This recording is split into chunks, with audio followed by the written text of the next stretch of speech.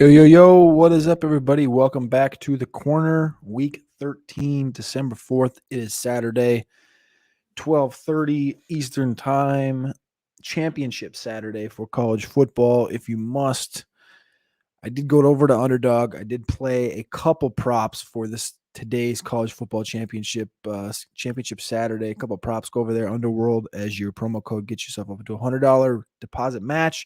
But today, we're not here to talk about that. We're here to talk about the corner, which is cornerback matchups with wide receivers, cornerback rankings, etc. Started out today with the top 10. Obviously, Jalen Ramsey stays there at number 1 this week. He had a tough week last week against Laviska Shenault this week. A little Marvin Jones action. Darius Slay is up to number 2 against Elijah Moore.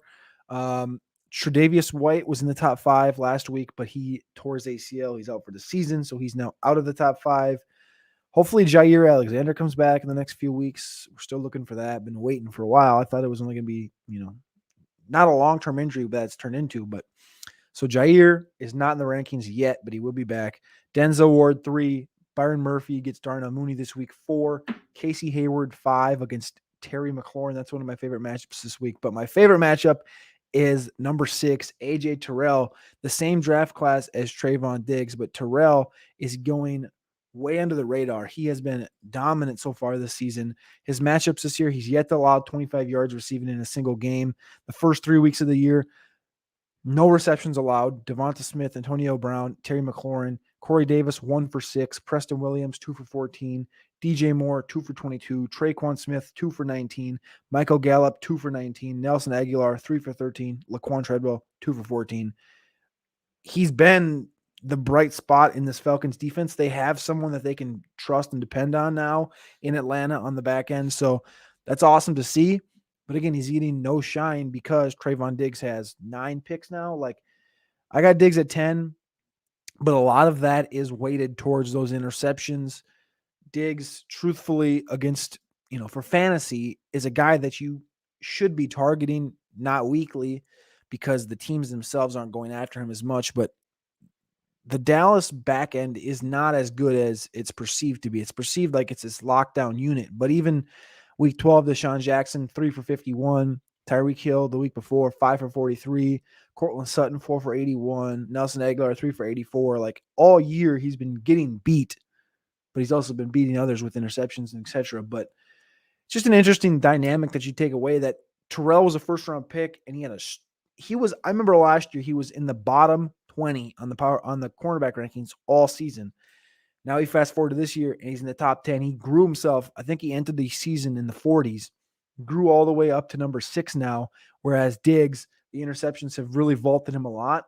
But I think he's more overrated than anything in these cornerback rankings because he's at 10. You're worried about the interceptions. They're not going to pass him enough. But this week, he had Marquise Callaway. That's just a bad situation in general. But anyways, just a cool little tidbit that A.J. Tyrell has just been one of the best cornerbacks in all of football, and it's going pretty unspoken about. Also, the rest of the top 10 is J.C. Jackson. He continues on his tear, most interceptions the last 3 seasons. L'Jarius Sneed down to 8. He gets Jerry Jeudy this week. James Bradbury at 9 gets Jalen Waddle. And then obviously 10, like I just said, Trevon Diggs played against Marquez Callaway on Thursday Night Football. The interesting one is now Taron Johnson from Buffalo. Will be matched up on Jacoby Myers. He's number 12 in the rankings this week. And he is now the de facto best cornerback in Buffalo. The replacement that comes in for Tre'Davious White is Dane Jackson. It's a pretty big drop-off, but I think they should be okay up there. Not too worried. Let's go into a couple props I like this week. Justin Jefferson, over 84.5 receiving yards. He's playing against Detroit. His home and away splits, his dome and outside splits are ridiculous. I got this one from the guys over there on the Wake Up with Ray G show. His home and away splits, not home and away. I keep saying home and away. I should say dome and outdoor splits are fascinating. You should go check those out. So taking Justin Jefferson over 84.5. George Kittle, 54.5, going over there. Bounce back week. We thought last week was a George Kittle week. I'm riding George Kittle again. I'm not going to fade away from it. I'm just going to keep going. It's down 4 yards than it was last week. It's 58.5 last week. It's 54.5 this week. I'm just going to click that button again. personally. Kendrick Bourne, 33.5 receiving yards. I'm going over on that. Kendrick Bourne has been one of the most underrated receivers in all of football all season, and still unspoken about wide receiver 24 on the season. His ADP was 214, which is the last round on Underdog, the last round, and he's currently wide receiver 24 on the season. He's been playing phenomenal. Last week, 5 for 61, 4 for 42, 4 for 98. He's hit this number each of the last 3 weeks. Let me see here, actually. The number's at 33.5 is what I got it at. So this is every week the last 6 weeks. 61, 42, 98, 34, 38, 68, 75. So 8 straight weeks over this number. Before that, 26, 58, 96. So he's only missed this number once in the last 9 weeks. Blatant error or what? He gets Levi Wallace. Like I said, Tre'Davious White just got axed, tore his ACL in Buffalo. It's Levi Wallace. It's Dane Jackson for Kendrick Bourne, Jacoby Myers. Like I just said, going to get that matchup with Taron Johnson, who's a top 15 cornerback. I like Kendrick Bourne to continue to eat. Hunter Henry, you can dabble on that as well. Receiving yards as well. Saquon Barkley. I'm going Saquon Barkley over 23.5 receiving yards. I like Saquon Barkley. Said it last week. I wasn't going all in last week. This is the week that I'm pushing the chips in on Saquon Barkley. 2 weeks ago, 56 total yards. Last week, 53 total yards. I think he's going to feel more accustomed. They're also playing against Miami, who has a top 5 pressure unit against the pass. So when you're getting pressured, what are you going to do? You're either going to run, and I'll talk about this in a minute with Justin Herbert. But when you're getting pressured, you're either going to scramble as a quarterback or you're going to dump it off. And there's no Danny Dimes, so there's no legs. You got Mike Glennon, Skycam Glennon, can see over everybody because he's 66'9". He's going to dump it over to Saquon. I'm looking for Saquon to end up here with 6, 7, 8, 9 receptions in this game. And I think he easily clips 23.5 receiving yards. Tyler Conklin is the next one. Tyler Conklin is at 30.5 receiving yards in this game against the Detroit Lions. I just feel good about this Minnesota team against Detroit because I think Detroit's going to give them a tough matchup. One of my game props this week, game bets I should say, is Detroit +7. Got that at -115 on FanDuel. I think Detroit covers 7. I think this pains me. There's a decent chance that Detroit pulls this game out. Detroit does this to Minnesota every single season. They play them tough. 19-7 game early in the season. They're better now than they were then. Conklin's going to continue to get his targets the last 6 weeks. 7, 7, 5, 5, 3, 3 targets. Trust it. If there's any type of shootout, they're not going to have Swift. So the Vikings are going to think, oh, they're not too worried about Jamal Williams. Jamal Williams is solid. The Vikings do get back Delvin Tomlinson from COVID. They might get back Michael Pierce, but they haven't activated him yet. Another defensive run stuffer. If Pierce is not activated, Detroit's going to be able to run the ball on the Vikings. They're going to be able to pass the ball to Josh Reynolds. Patrick Peterson is out. This game has that sneaky shootout appeal. If they can get Hawkinson going, Detroit could really put some points up against the Vikings. It's been seen week in and week out. Last week, San Francisco puts up 34. Green Bay puts up 31. The Chargers put up 20. Baltimore puts up 31. Like, you can score on this Vikings defense, sadly. Kendricks, Barr, banged up. Conklin, come back with that shootout. Last 6 weeks, 71, 57, 45, 35, 25, 11. The number this week is at 30.5. I think that's a solid spot for the number, but I'm going over this week with Tyler Conklin. Going to receptions, Hunter Renfrow. No Darren Waller. It's Hunter Renfrow. It's Foster Moreau, Zay Jones. Josh Jacobs is going to get a little bit. But the last 5 games really, 8 targets, 9, 9, 9, and 4. 4 against Cincinnati in a 20-point loss. 9 targets last week, 8 receptions, 9 targets, 7, 9 targets, 7, 8 targets, 7. So this number's at 6.5. This might be a spicy one for some people not to take, but I really think he's going to hit this number again for the 5th time in 6 weeks. Sorry. I just trust Hunter Renfrow, and I think he's another sneaky, low-key guy. One of the most underrated route runners and receivers in all of the NFL. Jonathan Taylor over 105.5 against Houston Texans. Not really much to say there. Jonathan Taylor has been a dog. Alexander Mattison, like I just said with the Vikings game, over 80.5. Love that game. Javonte Williams now in the starting role with Melvin out, 72.5. They truthfully can't put this number high enough 72.5 seems like as high as they can put it. 75, 76 maybe you can put it there. But against Kansas City, I trust it. Trust Javonte Williams. We've wanted to see Javonte Williams. Everyone's going out there to say, Mike Boone, though. So listen here, bud. The only reason that they've been splitting carries this whole season is because both guys have been good. They know each of these guys could be a bell cow. If there was no Javonte, Melvin would be in that 80% role. There's no Melvin. Javonte is going to be in the 80% role. 72.5 yards. He's been hitting this number on a projected standpoint every single week. Ronald Jones.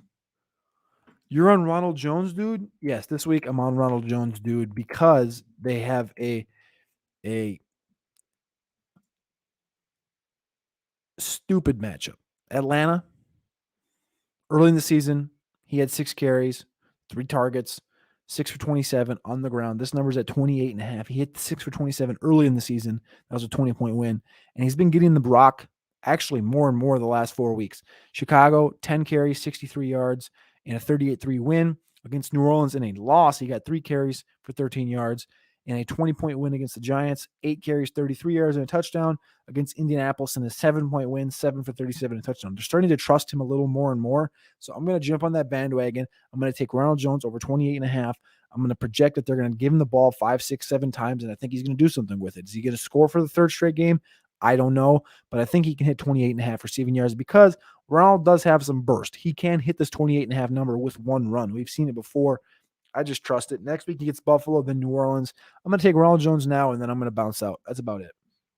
Last prop of the day is Justin Herbert over 14.5 receiving, 14.5 rushing yards. Because, like I said before, I just talked about this with the pressures with Saquon Barkley. When you're looking at defensive pressures in the NFL, you have to go to advanced. I go to Pro Football Reference for these total team advanced datas, but you go to total pressures against, and the Cincinnati Bengals are top 10 in this. They have 116 total pressures. Cincinnati Bengals have 28 sacks. That's top 10. Pressure percentage. Cincinnati's a little further down there, but Cincinnati gets after the quarterback, and they will get after Justin Herbert a little bit. And I see, 14.5, that's one run. Like, Herbert could hypothetically hit that number with 1 carry. That's all it takes. 1. The last couple weeks, 2 for 24. All right, sorry, wrong line. 9 for 90, 4 for 36, 2 for 22, 5 for 14. That was his last 4 games. So he hit the 14 number, didn't get the half. So 14, 22, 90, 36. He's went over each of the last 3 weeks, missed it the 1 week by a half yard, but he scored a touchdown that week and had 5 carries. If you're going to get 5 carries, you're typically going to hit that over. The other one I like in this game, the last prop, the prop of the week, goes to the one and the only, not Jamar Chase, T. Higgins. Oops. T. Higgins matches up on Michael Davis this week in the Chargers and Bengals game. The last few weeks, 8 targets for Higgins, 3, 8, 6, 15. 15, he had 7 receptions for 62, 4 for 97, 6 for 78, 6 for 114. He's hit this 58 number 4 of the last 5 weeks. The only game he did not was in a 20-point blowout against the Raiders. And again, against the Raiders, Casey Hayward is the number 3 cornerback in the Player Profiler cornerback rankings. I like Casey Hayward a lot. Actually, he's down to 5 now, but you know what I'm saying. Casey Hayward's strong. This week, they get the Chargers. Michael Davis. Michael Davis is number 40 in the cornerback rankings. Asante Samuel's there. He dwarfs Asante Samuel. I really, really like T. Higgins this week against the Los Angeles Chargers. Game bets I like this week. Like I said before, Detroit +7, Chicago +7.5 against Arizona at home. No Kyler, no Hopkins. I don't think either of those guys are going to play. Tampa -10.5 and Indianapolis -10. Those are some bigger lines that I like. Those are the only 4 I've taken so far this week. Now, to end the show out, we'll go to Top Prop. Go to Top Prop Fantasy. Use that promo code CarpentierNFL. Get yourself $10 at deposit, and you can come play literally against me. These are my bets that you can find on Top Prop right now.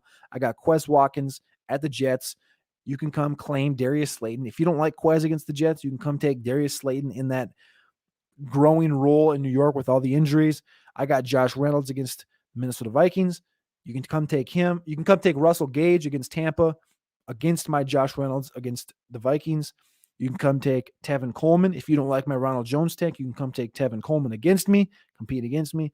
And if you don't like my Laquan Treadwell take from Undercovered Ops this week, you can come take Boston Scott against the Juicy Jets, against my Laquan Treadwell and the Jalen Ramsey, Darius Williams, David Long led Los Angeles Rams. Again, go over to Top Prop Fantasy. Check them out right here. I got Quez, Josh Reynolds, Laquan Treadwell, Ronald Jones. Those are my 4 cats I'm rolling out with on Top Prop. I'll be doing a video later for TikTok and Twitter talking about why I love me some Laquan Treadwell again this week. Probably going to bite me in the ass, but hey, you got to chase those targets. I love the targets, and Laquan Treadwell is getting them. He's also getting the vouch from Urban Meyer. I tweeted this out yesterday, but Urban Meyer literally said in a press conference, there's nobody in the NFL working harder than Laquan Treadwell right now. I'm sorry, what? Nobody in the NFL is working harder than Laquan Treadwell. And then the sentence ended. He puts a period. The next sentence starts with, Aaron Donald is a, he literally ended the sentence with, there's nobody in the NFL working harder than Laquan Treadwell right now, period. Aaron Donald is a blah, blah. You can't make this shit up. Anyways, come over to Top Prop. Use the promo code CarpentierNFL. You can see it scrolling at the bottom of the screen. Take Slayton against my Quez. Take Gage against my Reynolds. Take Tevin against my Ronald. And take Boston Scott against my Laquan Treadwell. Come compete with me. Come play with me. Let's see what we got over there on Top Prop. Again, if you've never seen me before, you can come check me out on Twitter at CarpentierNFL. You can come check out the Savages on patreon.com/CarpentierNFL. Other than that, let's go watch some college football and let's have a goddamn day.